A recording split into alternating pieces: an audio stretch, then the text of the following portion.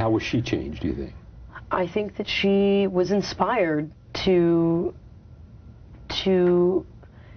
be enthusiastic, and she is inspired by this romance. I think that the idea, she's feeling so sort of shallow in the beginning of this film, and I think the idea that two people can meet in a hotel, in a foreign place, with completely different places in their lives, and have a deep, deep love for one another, and a certain understanding, and just knowing that there's somebody out there that's just going through the same thing, inspires her to be able to kind of move away from it.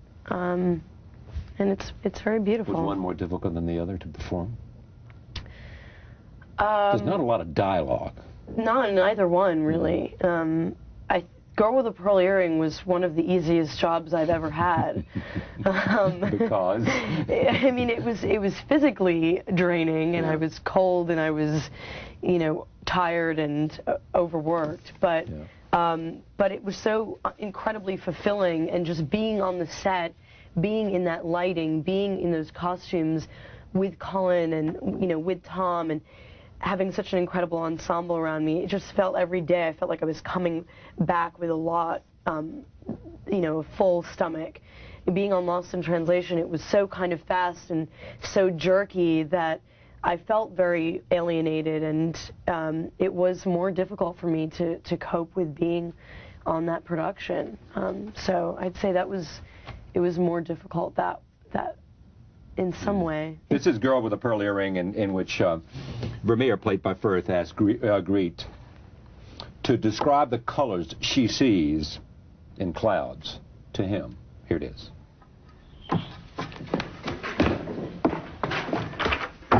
Look, Greet. Look at the clouds.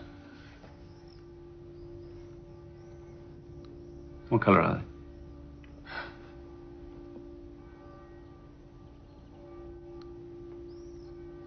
White.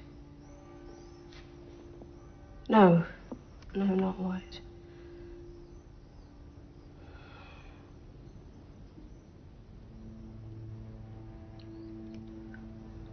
Yellow. Blue.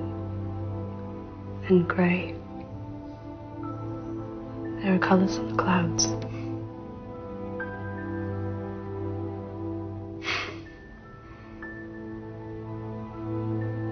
Now you understand.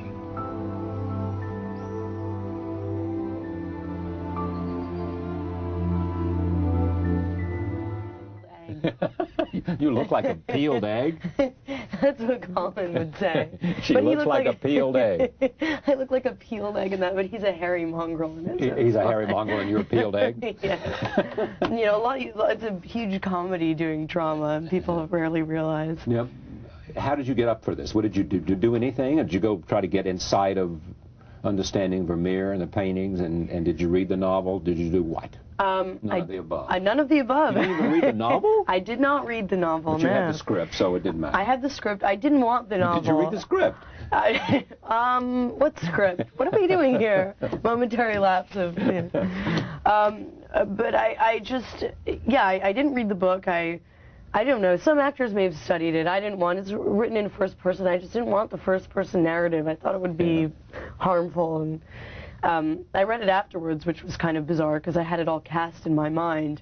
You know, Tom Wilkinson playing the Van Rycken character. So when you read the book, you visualized people, the cast that you've been worked with. That's right. That's right. Yeah. Although I couldn't quite get into the first person of my own character because I had my own experiences with longing and devastation and heartbreak, and it was difficult for me to put myself in the shoes of that girl. I don't know. Roll tape. Here's another scene from Girl with a Pearl Earring.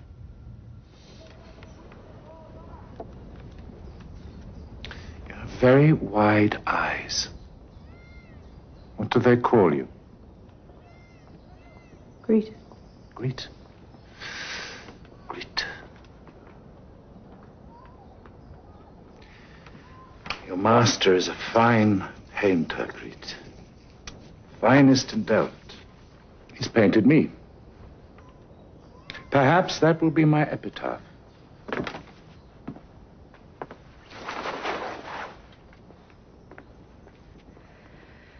Look at that dress. You can almost stroke the satin. And the wine winking through the glass. Can you imagine yourself in such finery, Greet?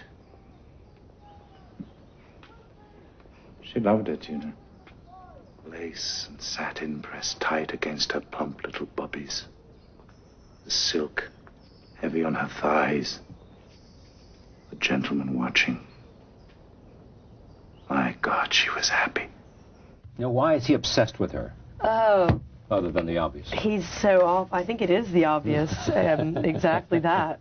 He is a lecherous, lascivious, awful man. And the funny thing about Tom is that he, you know, we did this. There's an awful scene in the film where he's trying to rape my character, and it's really scary. And I'm thinking, get away from me! I don't want you anywhere near me. And we have this huge struggle, you know. And at the end, he says, "You better not tell anybody." And then they say, cut, and he'd go, "Oh, are you okay? Did I hurt your arm?"